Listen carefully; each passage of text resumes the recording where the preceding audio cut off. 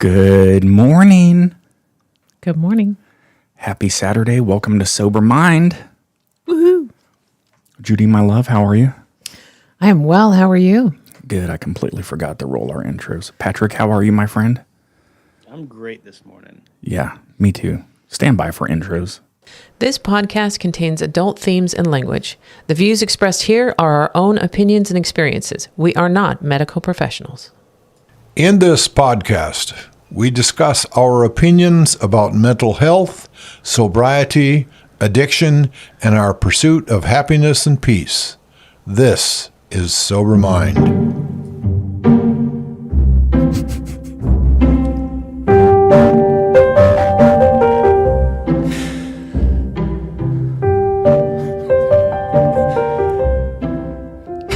It makes me so damn happy watching Patrick.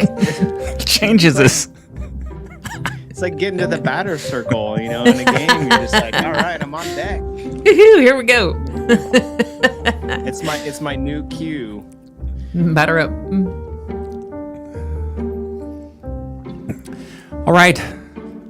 Let's go ahead and get started. Patrick, we're going to do a quick recap of the week. We're going to talk about a schedule adjustment, talk about Oswald Cornelius Lund, our new family member.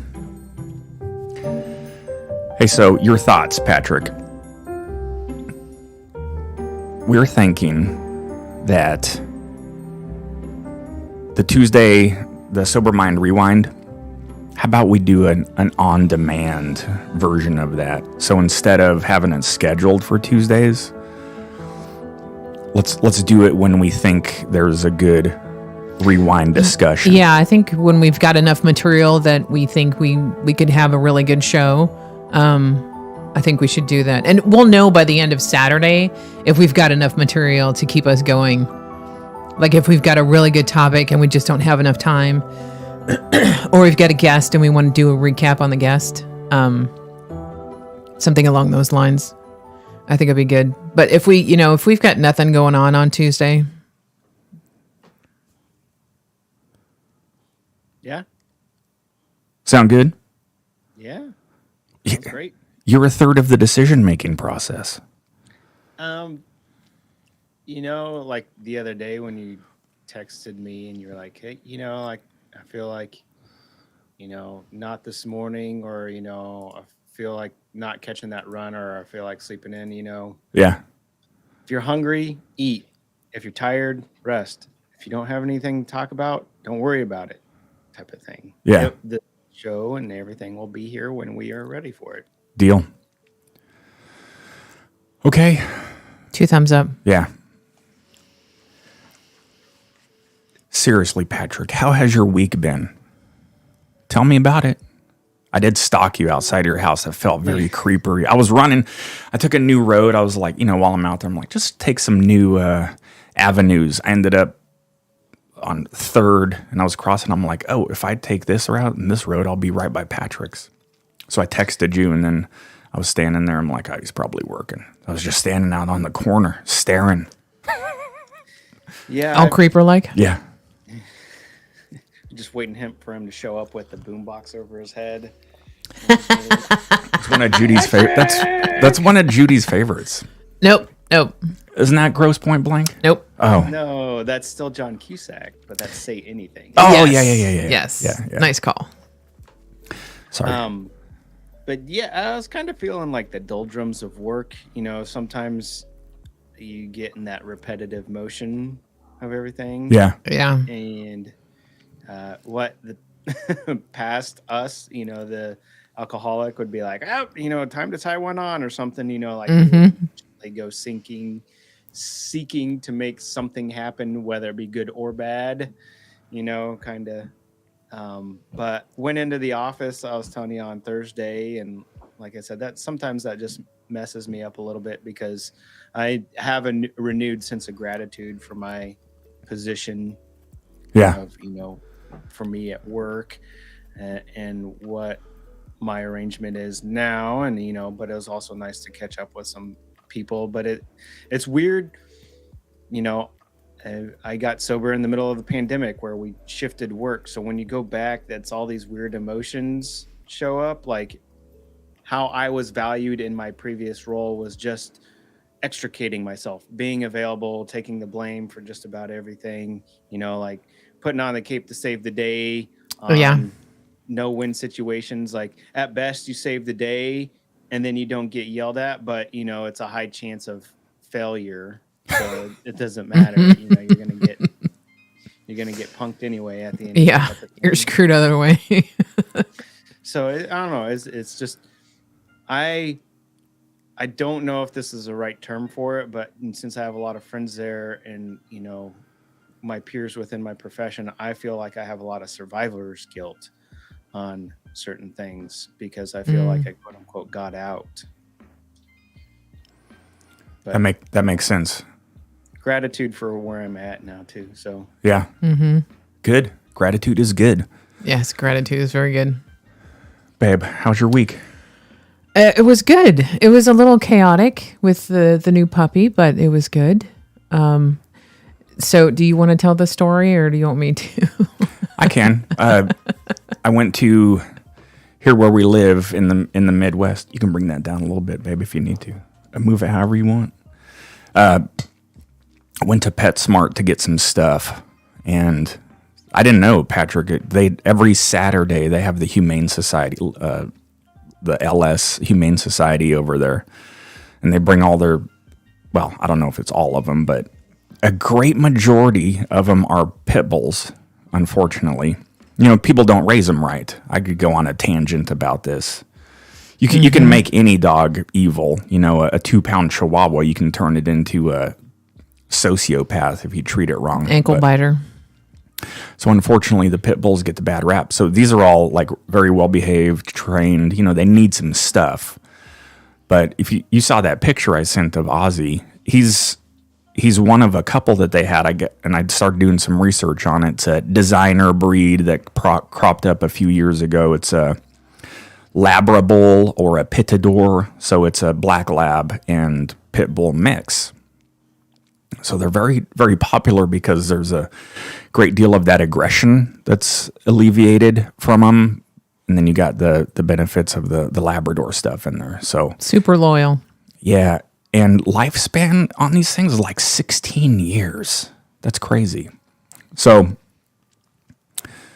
anyway, I was, they're like, hey, I said, what's going on over here? And they roped me in instantly. And He got suckered.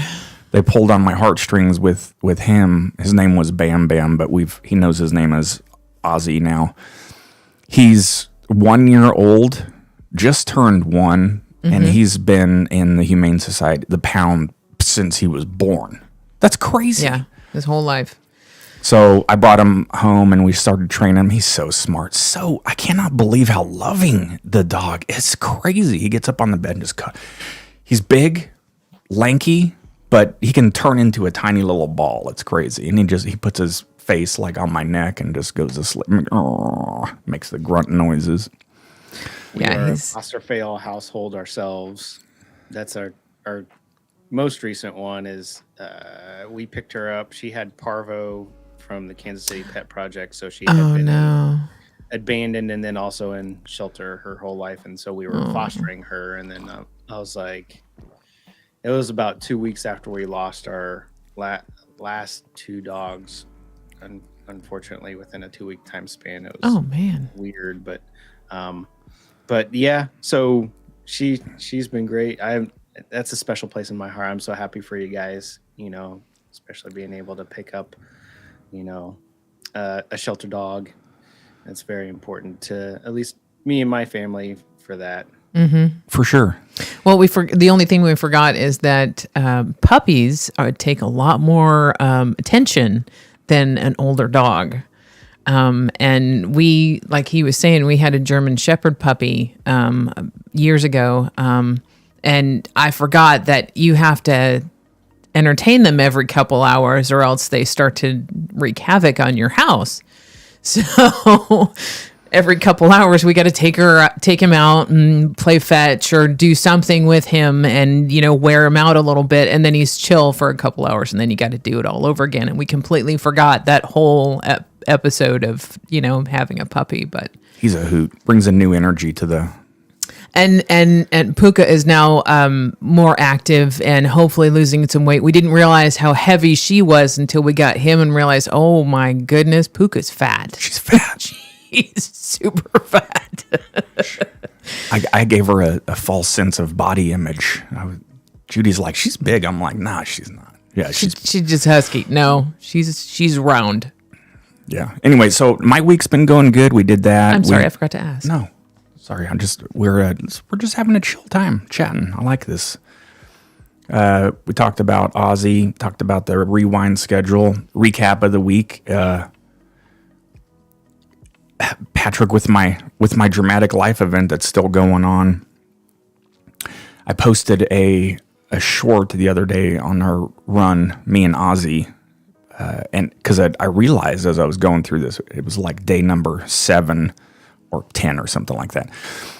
And I told Judy, I'm like, in the past, if I was drinking, this would definitely be, because I said day 7. I said this would be day 7 of a bender for sure. Oh yeah, super stressed. Because I just high anxiety. Yeah, that's how I would be.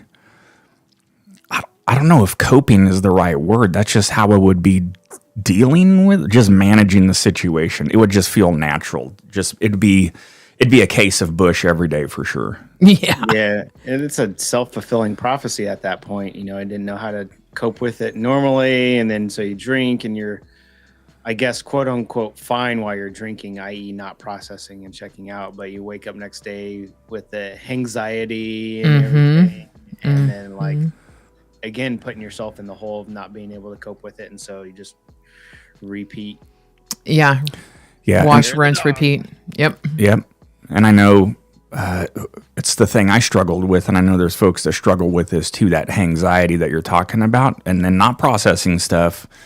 So then I would be pretty diligent. I would get up and still go for a run to sort of try to sweat some stuff out, but then immediately start drinking again, because that'd be the only way to, again, very cliche, but only way to start to calm down and feel better about I stuff. think also at this time you would be like, well, fuck it, I'm here, I might as well. Oh yeah, 100%. But this has been good. Been getting stuff done, relaxing, doing a lot of reflecting, looking at, life options, and feeling good. I got a very good support system. So, okay. That's what's going on with me. Medication update. Oh yeah, I have one too. Yeah, I'm going on week 3 of the 500 milligrams of Depakote at night. Man, talk about electrical impulse slowdown. I think it's really starting to work, because I take it at night. It's not a sleeping pill, but just because of what it organically starts to do to the GABA portion of your brain, I've been sleeping like a rock, man, like really healthy, deep sleep. I've taken Ambien before and Ativan. It's not like you sleep on that stuff, but you don't get the real good, restful, deep sleep. This is, Patrick, our brains, I think this is good for me. You know what I mean? In a sense, it's like, let's take it down from 120 frames per second just to a nice mellow 25. 25. So I don't know, feeling good. Have not had a tinge of depression, but I'm not overly happy or excited. I just feel that, I've said this before, people watch my medication updates, but this is the most normal that I've felt in a long time. So I feel good. I'm very happy for you. Thank you. Tell me, how are you? So I had my update with the psychologist and psychiatrist. I keep mixing those two up. And she doubled my Cymbalta because she started me on a super low dose. And I was doing really good, but I wasn't quite. I felt like before I had a wool blanket on me, and I'd said, well, the wool blanket is gone, but I still feel like I have like a thin layer of tulle on me. Like there's still a veil on me. It's really light, but there's still one there. She said, well, we started off really low, so let's kick it up. And so she doubled it, and I feel fantastic. I still feel a little tired, but that's just a side effect. And that's actually getting better.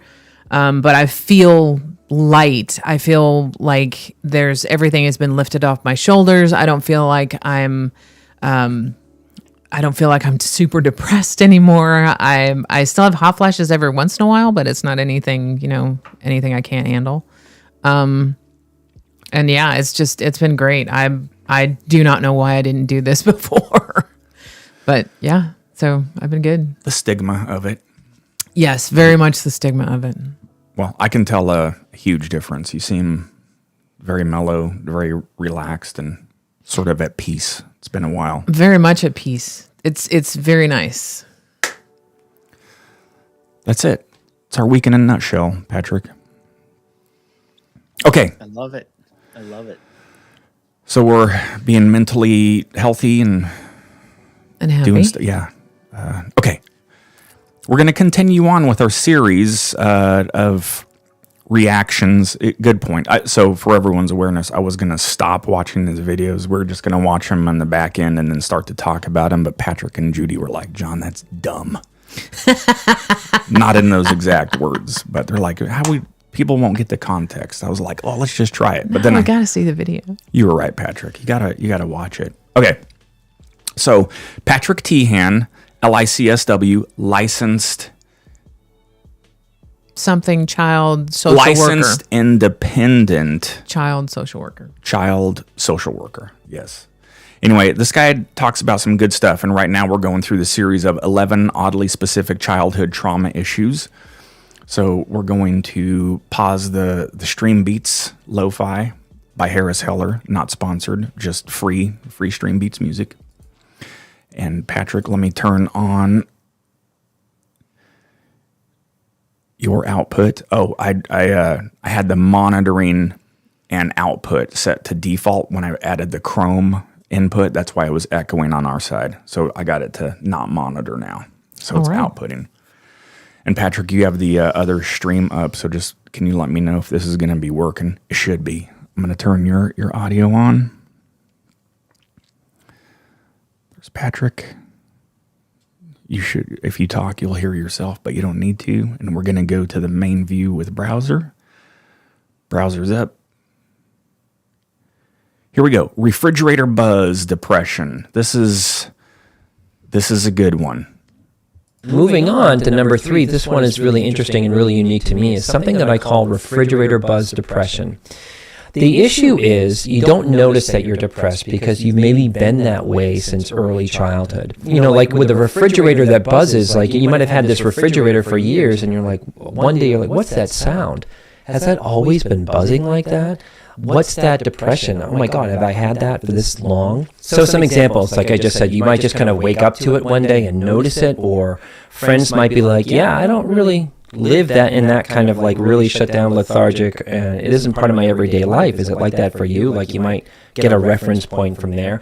And again, growing up in it, we don't have a reference point because we're just so in the trauma. Where it might come from in childhood trauma, it might come from not getting any help as a child in processing emotions that they come up, like whether that's you're bullied at school or a pet dies, like there's just really an emotionally vacant family system. Could be a backlog of childhood situations and dynamics that caused you to shut down but are still there needing to be processed. Just simply like our parents' marriage is enough. Alcoholism, death in the family, medical trauma, hating your oppressive father, feeling like nothing would change, kind of a hopelessness going on in the first 20 years of our life.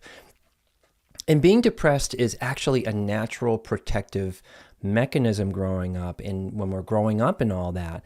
But now as adults, we're still wrestling through it, like it's still with us. So some treatment ideas for refrigerator buzz depression. I was able to get out of this being in a trauma group where one member simply said that I was a good person and I didn't have to really be so anxious or weird or people-pleasing in group. You know, I had never heard that I was a good person before, and it had a huge shift and impact on me. Because a trauma core belief really got hit deep and was kind of like taken out. Now I had a new belief that I was a good person. So that's one part of how good psychotherapy, group psychotherapy can help with that stuff. Being connected with good people and processing your family of origin trauma is helpful. There are really no real life hacks for depression. You can't really journal your way through it. You can't downward dog your way through it. But I do believe that processing what happened to us is a crucial step in sort of treating it. Treatment will involve awakening to how bad it was. And of course you struggle with depression, but that's what it was like specifically for you, like a core belief that things will never get better and I'm just awful, which is really essentially what I felt. And as a side note, when you start processing your childhood trauma, depressive symptoms kind of get worse in the beginning. So just be aware of that. And it's the right therapy at the right time. Moving on. Okay. Patrick, we're good. We're back. Had the Rodecaster was outputting, and the Chrome. I'll figure it out later. Okay. Man, I hope we haven't been coming across super hot this whole time.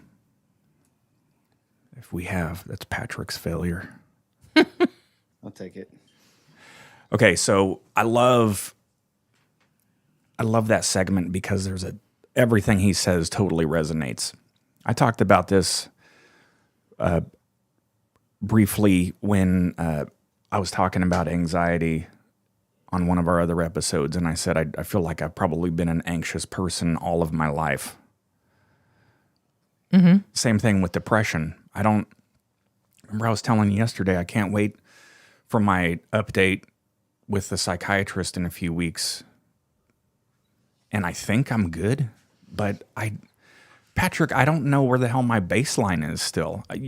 People look at me and I look at myself, I'm like, I'm good. I think but this is where I challenge people to challenge this process too. Don't just settle, talk, figure it out. You might be able to do better instead of just, if I've been this way since I was a kid, then shit, I've been this way since I was a kid, since I had the traumatic events. So before I move on to the other thing on this, did you want to chime in, or Patrick, do you want to go? I would like to chime in. Jump. So, I think when he describes, being a kid and being, in that frame of mind where, nothing is going to get better. It's always going to be like this. That was a good portion of my life, not all the time, but a good portion of my life, especially when, the traumatic events, obviously, with my step parents, because when my parents got divorced, I was 5, and that hit me harder than it hit, I think, my sibling. I didn't understand what was going on. I didn't understand why they were not together again. I couldn't understand why this was happening. And so that in itself, when I was 5, was super traumatic. And the only way I could deal with it, because I don't think my parents at the time were able to kind of guide me through what was going on, because they were going through their own thing, was to basically, shell myself, to put that shell up and to put that depressive kind of go into my corner and shut everybody out and just be woe is me victim over here in the corner.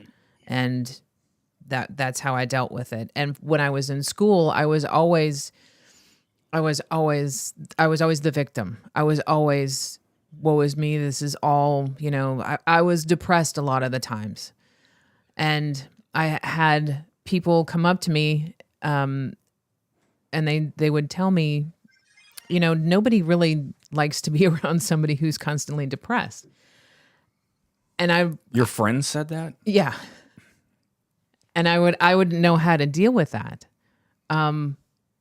until finally somebody said, why are you always depressed? And I would have to go through all the stuff, the reason why I was depressed. And they said, well, okay, but you don't have to be depressed all the time. There's good things in your life. Eventually, after I got older, I was able to listen to that. But when I was in the middle of that, I couldn't, there was no way I could, they could tell me until they were blue in the face, and I was still stuck in my depression. I couldn't hear anything that was going on. Well, yeah, there's a lot there. So like he says, I love his comment when he's like, you can't journal it away. You can't downward dog it away. Yeah. I've said that 1,000 times. John, what's wrong? I'm depressed. Why? Don't ask that question. It's a chemical imbalance. You're depressed. So, and I think everybody has their own little key, their own little cue that finally clicks on the light bulb, and they go, oh, okay. Now I know how to act. I know how to pull myself out of this. Like he said, I just needed somebody to say, you're a good person. And it was so profound. And I think at that point, eventually somebody gets, you get to your point to where finally you're able to be receptive and open to somebody telling you something that will just shake your foundation and be profound and help you get out of whatever situation you're in. hey, can I challenge you on something? Sure. I've heard you say this several times now, and that is your parents weren't able to help you and your sister because they were going through their own thing. Yes. I don't think that's a good excuse at all. I'm not using it as an excuse. Oh, you're saying that they were just being inherently lazy and selfish. That's what I think. No, I think unable to demonstrate the emotional tools needed to process those feelings going on. I felt very similar, growing up when my parents divorced. Like, so what's interesting about this low level depression and his solution of somebody recognizing, saying, I see you as a good person. Uh-huh. Especially when we were kids, when you can't cope, remember, we've talked about this before, the dialogue either becomes there's something wrong with society or wrong elsewhere, or something is wrong with me. Right. And so that becomes your identity. So when it is your identity, that's what you are. That's what you are 100% of the time. Like, and that's what the low level depression is. I am broken. That's the subtle thing. I am depressed. I am just not right. And so only until we begin to recognize, like, it's okay not to be all right. You are not broken. Right. Those aren't the same thing. Being not okay and being broken is not the same thing.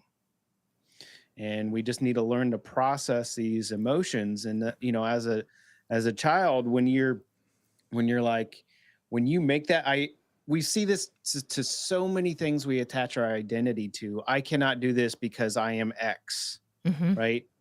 Your mind builds that as an absolute to such a degree that, like Judy, you said, somebody shaking that foundation, somebody coming along and saying, I see you, I recognize you, you are a good person.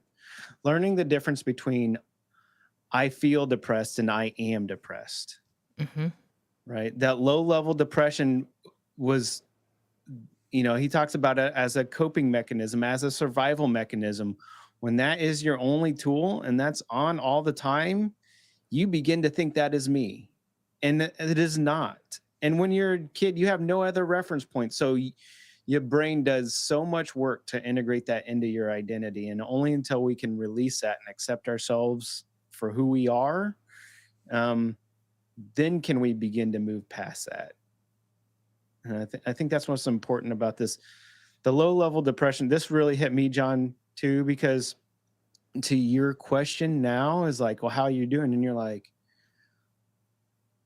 I don't know. What's my reference point? I think I'm okay, right? Our past used to be like, my reference point is everything fucking sucks. I'm depressed, right? Like I can tell you when everything fucking sucks because, I'm in it all the time. And now you're like, well, am I okay? And now instead of just immediately coming out and saying I identify as broken or depressed. Now you have to like do something that we have inherently not had the toolkit for, and that is creating space for ourselves, reparenting ourselves, checking in.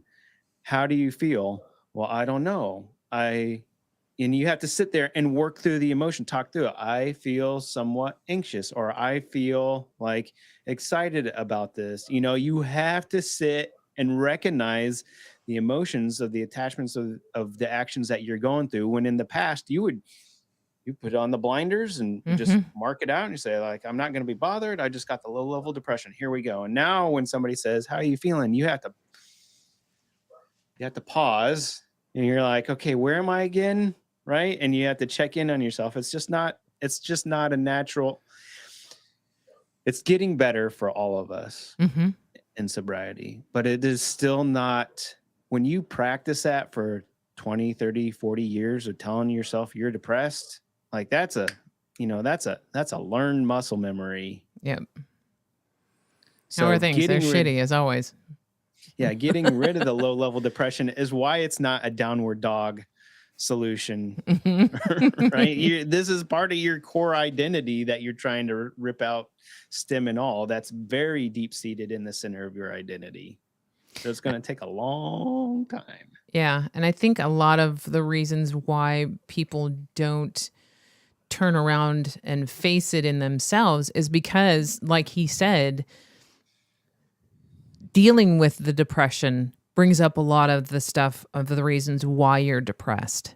And you have to face that. And sometimes it gets a little worse before it starts to get better. You have to actually look at the reasons why you're depressed. And it's not an easy thing to do. And so us as sober people, the first thing we do when that having to turn the vision inward, the first thing you want to do is grab a drink. I don't want to look at that. That's the last thing I want to look at. I don't grab a drink, grab a bong hit. The victim complex is very appealing. Like I said, it short circuits overarching complex issues that need to be resolved or looked at, take time and effort to sort through. And it just short circuits them to like easy digestible, like, in order to get better, I have to sit down and look through my problems and provide space for X, Y, and Z. You know what? If I ignore it, I can just deal with a low level depression. Haha, alcohol is my therapy. Ha ha ha ha ha ha. Yeah. We know that joke all too well. But there is a really good Buddhist philosophy that through great suffering comes great wisdom. And you know what? Sometimes you got to go through the shit before you can, get out of the mire. Yep. Very enlightening show today. Love it. Yeah. Man, I had a bunch of thoughts there. I should interject more as we're talking. What Patrick said. Okay, so let me just start fresh. For those of you that have watched this channel, I went into great detail during one of my episodes about the depression.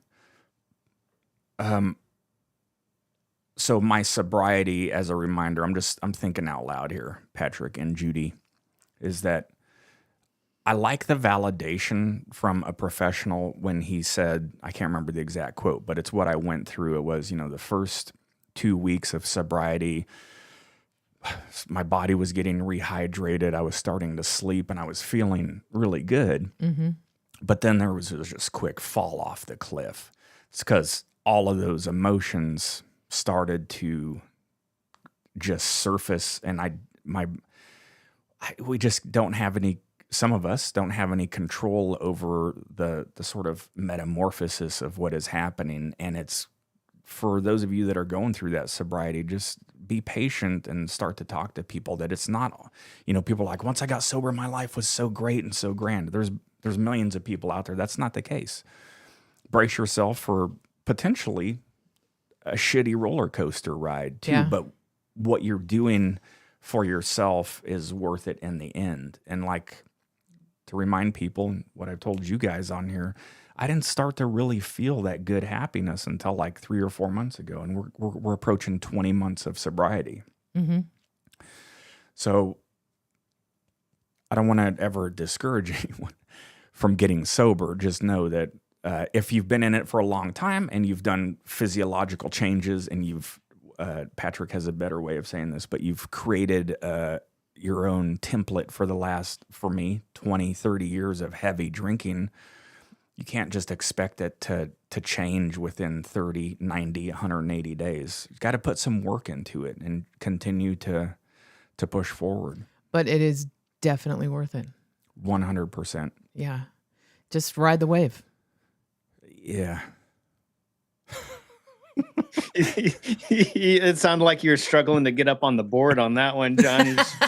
Just ride the like, wave. yeah. All right. I'm getting there. Well, we're all getting there, and I would wholeheartedly agree. You know, I think AA has some sayings like the first year of sobriety is physical, the second year is emotional, and then the third year is spiritual. Of course, your mileage may vary, and it depends on the person, and it depends on the work that you're putting in. For them, it depends on if you're going through the steps, and for most people, for everybody, it just depends on if you're working towards those root causes. You know, we've talked about this many times. Sobriety is not drinking. You know, it's also dealing with our coping mechanisms that brought us there to begin with. 100%. Any addiction. Yep.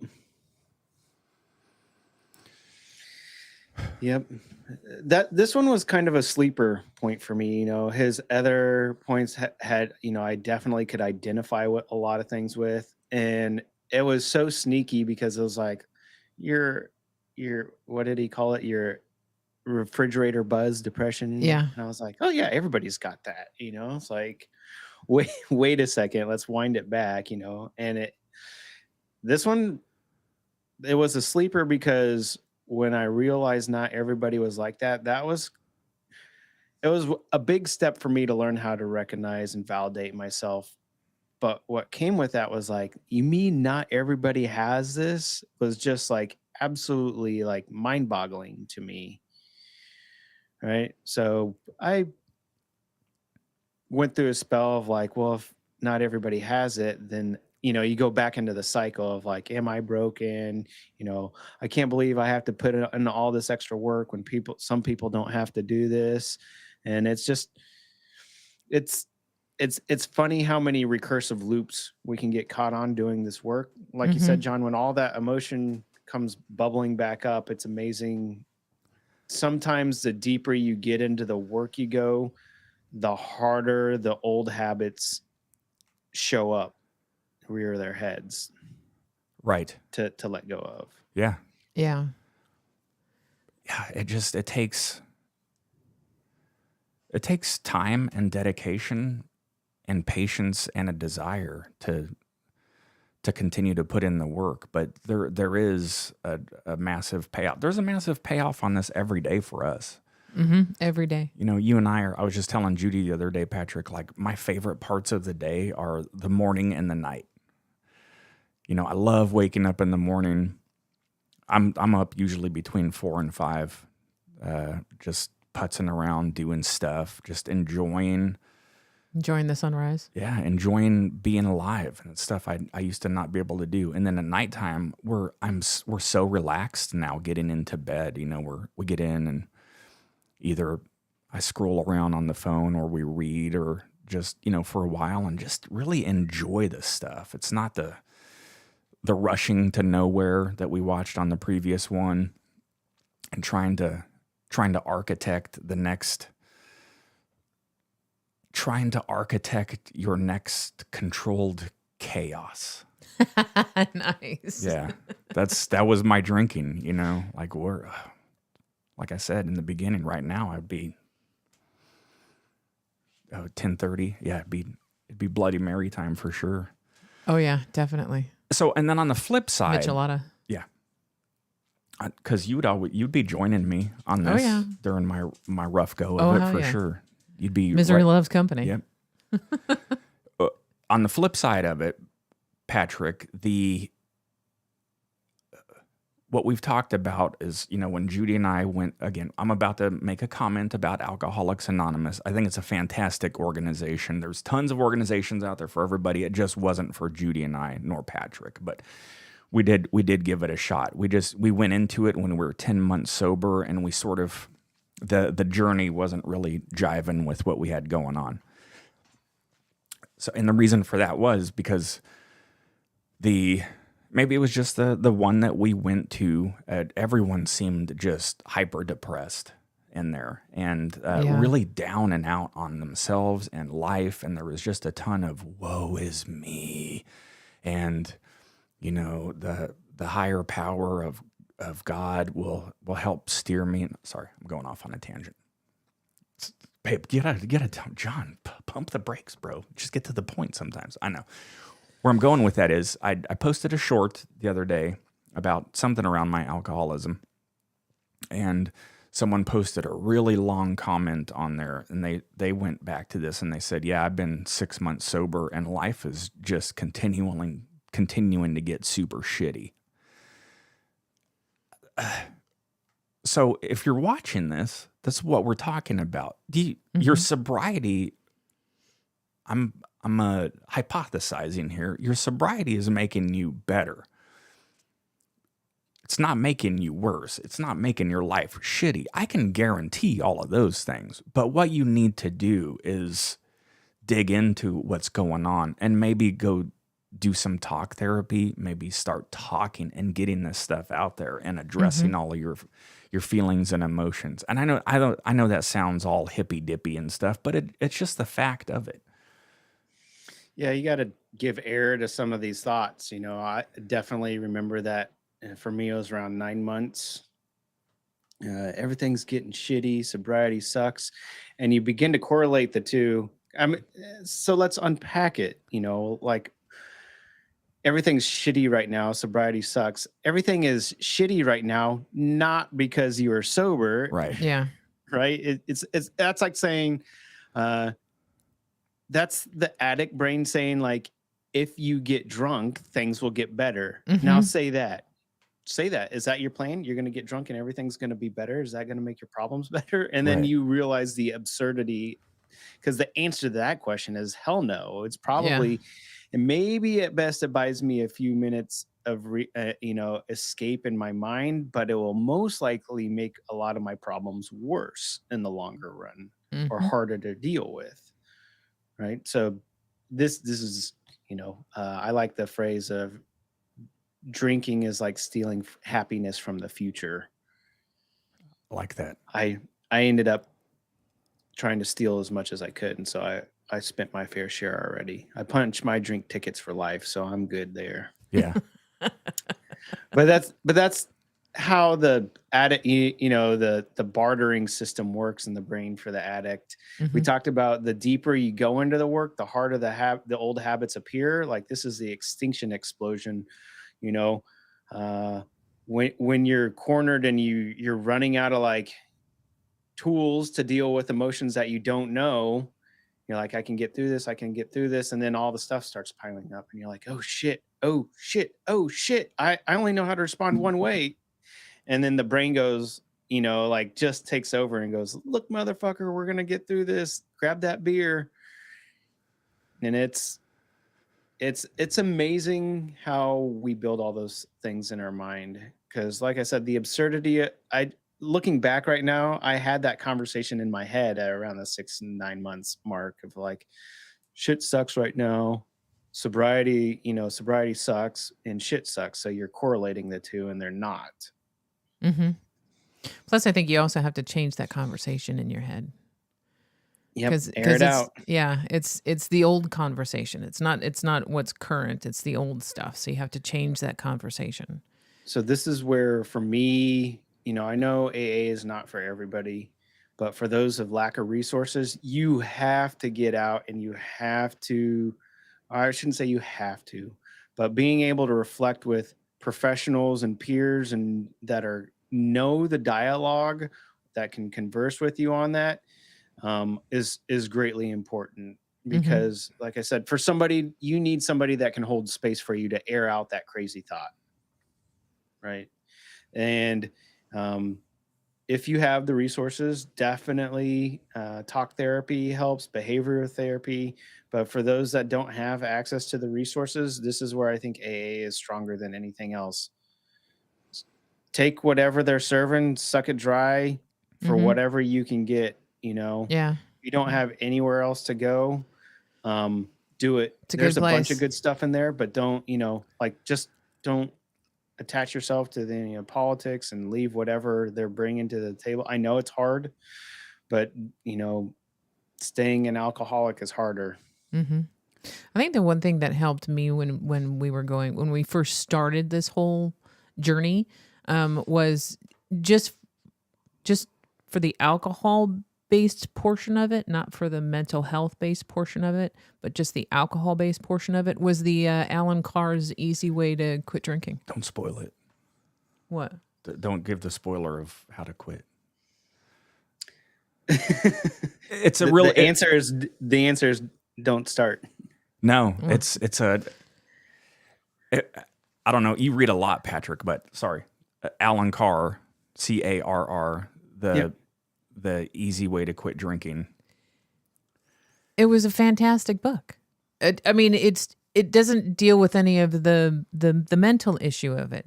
It just deals with the alcohol issue of it. And a lot of the stuff that he said just hit light bulb after light bulb after light bulb over my head.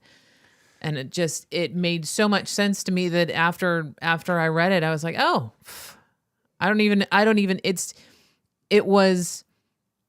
it took the conversation from, oh man, I don't get to drink anymore, to, oh man, I don't have to drink anymore. Yep. That was Craig Beck's Alcohol Lied to Me. Yeah. Very similar. Yep. I think I read a couple chapters of that one too. So keeping with the theme of what we were talking about for seeking resources to help, going back to, once you quit drinking, you may become depressed. You may do a lot of internalization and blah, blah, blah. But if you start to look at literature out there, talk to other people, look for Sober Mind on YouTube. This is what we started this for. And if you see people talking about, everyone's different. Everyone has their own, like Patrick says, your mileage may vary. Judy and I, 20, 30 years of hard drinking versus someone that's in their early whatever, and, has a couple years and they want to quit. Everyone's going to have the different path. So there's even though him and I quit at the same time, we still have our own different journey. For sure. And then be careful with the internet out there. When I started my medication journey for my mental health, if you go went down a rabbit hole. If you go into the Reddit rabbit hole and, people are like, what's the right dose to take? Sorry, everybody. This is a stupid question to ask the internet because it's 100% different for every individual out there. And then people give their own quote unquote horror stories of what they're doing, and just to talk to a professional, figure out what works for you, talk about your problems with friends or family, listen to things. And I think most importantly, get outside, get some fresh air with a nice walk or something like that. I'm not saying you have to start running. Some downward dog. Downward dog. Hey, I do it. Hey, yeah, we do. We love it. Hey, Judy started hot yoga over at Hot Works. Bikram yoga. Yeah, man. It's awesome. It's not Love it. Not for me, Patrick. I'm not a hot weather guy. But anyway, I think that was a good, necessary soapbox discussion. Yeah, I would recommend that book for somebody who's ready to quit drinking and just wants to deal with the alcohol right now, and because eventually whoever's out there who wants to quit drinking is going to have to deal with the reasons why they started drinking in the first place. Right. Why they started using it to access in the first place. His philosophy is super cool in a sense that he says, grab a drink and start reading this book. Go ahead. Yep. Yeah. Yep, the Craig Beck is with it too. Even Annie Grace's Naked Mind, she talks about doing the experiment of drinking it in a certain situation or something like that. So yeah, it's very important. It's Judy, think you bring up a good point. Whenever you embark on this journey, the thought of not drinking ever again is just so, like, it is scary. It's like staring into the Yeah. abyss, and for some of these the books that we're talking about, when they hone in specifically on just the either the behavior or what the alcohol does, it's really nice to like not have to worry about that other stuff and know. I was really surprised at how well they led. They didn't even have to discuss any of it. They were just discussing, what alcohol does to you specifically. Mm-hmm. Some talk about it chemically and some talk about it behaviorally, but they just really, hone in on just you and the alcohol and nothing else, not any emotional work or anything like that. So it was One of the comments that he made, that somebody came up to him and says, "Can you just teach me how to, just drink every once in a while?" And he says, "Well, yeah, I can teach you how to eat strychnine too, but why would I want to?" Yep. The carcinogen argument was a very strong one. I think that's For us too. that's when it clicked in my head, when I finally aligned it with a poison. I was just about to say it. How did he say it? Craig Beck said it like, for the craft beer industry, it was like taking alcohol. He's like, look at all the popular drinks and that we serve up. If you were to drink straight alcohol, it would kill you, right? So we have to dress it up in frou-frou drinks and all these like connoisseur. Like I'm a wine connoisseur. Craig Beck talks about how he had a big wine cellar and was proud to like spend thousands of dollars on like his collection and everything, like, and he was above common level drinking type of stuff, right? He was a connoisseur. He connoisseur of it. And he would talk about like, but how he would just get like 3 bottles in and it didn't matter how expensive his wine was. It didn't validate him being a drunk at all. It's just all got him drunk anyway. The point was, dress it up with whatever you want. It's still exactly like you said, I could dress up strychnine, on low doses, or some other poison in low doses, and the body could begin to acclimate to it. And it's all the reactions that we happens to the body afterwards, after drinking alcohol, is it reacting to a poison. Like it is trying to, get, your body is doing the best of its ability to extract it from you. That's resonated with me too. It was the poison that Alan Carr says. Probably it sounds like the same thing. In fact, I think I quit reading the one that you're talking about because I was like, this is very similar to the one I just read. I went on to something new. But when he says and I thought about this for a long time. I told you right away, when he says there is nobody can name one positive that comes from drinking alcohol. There is not one thing, physically, mentally, socially, spiritually. It does nothing for you. Does absolute nothing. And then people will argue, like, well, you're supposed to have a glass of wine. No, you're not. You're not. In fact, that philosophy's changed. Doctors are like, don't ever. In fact, I did not realize that getting drunk is, Patrick, did you know this? It is your brain's allergic reaction in a continuous. It's constantly trying to not do that. I didn't know that. Yep, I love the people. Well, it's for the antioxidants. Well, food has antioxidants. If you're really that worried about your health, Yeah. then you eat want- the antioxidants. You don't have to drink it. Yeah. Yeah. If you want antioxidants, eat a handful of blueberries. There you go. And same thing with if the argument is it helps me relax, that you can make the same argument for cigarettes, for people that are addicted to the cigarettes in the short term. Yeah, maybe in the next 20 minutes. But, over the longer term, it ends up just destroying your body. That's like saying, like, I can get from, if I needed to drive down the block, I'll just use some nitrous to shoot in my car to get there. Yeah, it'll get me there. But you do that long enough, You're just going to end up blowing everything out on the car. That's right. Yeah. Okay. This has been an awesome discussion. I really enjoyed it. Patrick, do you want to talk about anything else? If not, I think we're getting ready to wrap it up. Yep, definitely good. I'm enjoying this series, keeping us Mm-hmm. focused on specific talks. I do like how we brought this back around. He briefly mentioned alcoholism in there, but us three have I really enjoy how we can anchor it back to our own stories of sobriety in this. So that's been very helpful. Yes, agreed. I would like to do that more often. We don't have to have an agenda, but as long as you guys are good with it, I love talking about it. Sobriety is my hobby, so I'll never run out of examples on how good it is and how bad alcoholism treated me and how surprised I was at the sobriety, not in a necessarily good way, but yeah. Well, I also, when I had my appointment with the psychiatrist, I was telling her about what we do, in the podcast and the live stream, and she goes, "Well, that's therapy within itself." She says, "Because basically, you go to therapy to talk about your problems, to get it out, to express yourself." She goes, "You're basically doing the same thing. You just don't have a licensed person in front of you." Right. So, But like I said, I stayed at a Holiday Inn Express, so we're good.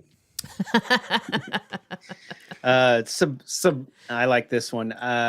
Sobriety delivers what alcohol promises. That's right. yes, that's awesome. I like that one a lot. Yeah. Real quick, I had a going back to the thought that I had. Patrick had mentioned something. I did this just yesterday. I was doing a little project for Judy, and I came into the garage, my shop, my French cleat wall, and I was like, "Oh, these are those emotions that hit me once in a while." Patrick, I realized again, like, "Oh, I'm having a really fun time and enjoying this stuff without alcohol." To explain that more, when we quit or when we thought about it for many years, this is one of the many things that would legitimately worry or scare me, is because I didn't know how to be out at my workbench and not, have a beer in a koozie. It's just always getting a little buzz throughout the day, and it always went hand in hand. It's the ritual and the effect on the amygdala and how that alcohol, it becomes a thing. I'd have one out there on the lawnmower, and I don't know. It's just like, how in the hell am I supposed to function without that? I know there's a lot of people out there that, man, if you've been in it for a long time, it's habit. It's the chapter, the ritual that you've created. You're like, I was not able to see it for a long time. In fact, for the first part of the sobriety, it was like, I know this is healthy, but man, I'm not having really much fun. Yeah, you're learning how to walk again. Yep. Yeah. But I'm telling you, it's been fantastic. If you just stick through it and just ride that wave, because it's going to go up and down, just ride it out, you're going to get to that spot, to where that sweet spot. Yep. Okay, I think we'll wrap it up. That was good. It was a good 1 hour chat. Patrick, thank you so much. Thank you so much, Patrick. Thank you, guys. And just to remind everybody out there, if you have suicidal thoughts or ideations, do not hesitate to call the Suicide and Crisis Lifeline at 988. And if you are curious about getting sober, or you are dealing with friends or family members that are addicted and you want to know how to deal with that or deal with your own, go check out an Al-Anon meeting. Fantastic organization. Other folks out there that are dealing with this stuff. You're not alone. There's millions of people out there that are dealing with shit all the time. And be kind to yourselves. Be patient with yourself. Be gentle. Love yourself. And on the next time, I listened to a little bit of this one, Patrick. Being tired is a trigger. Do I just need to go to bed? That is me in a nutshell too, man. Sometimes it's like, Jesus, I'm an emotional basket case. Yeah, go take a nap. It's okay. Reboot. Oh, nothing was that bad. Okay. Patrick, thank you so much. And for everybody else out there, thank you for the support. We got 258 subscribers. It's amazing. Almost 90,000 views. Fantastic little community we're building. Okay, on that note, have a great weekend, y'all, and we'll see you guys next time. Bye.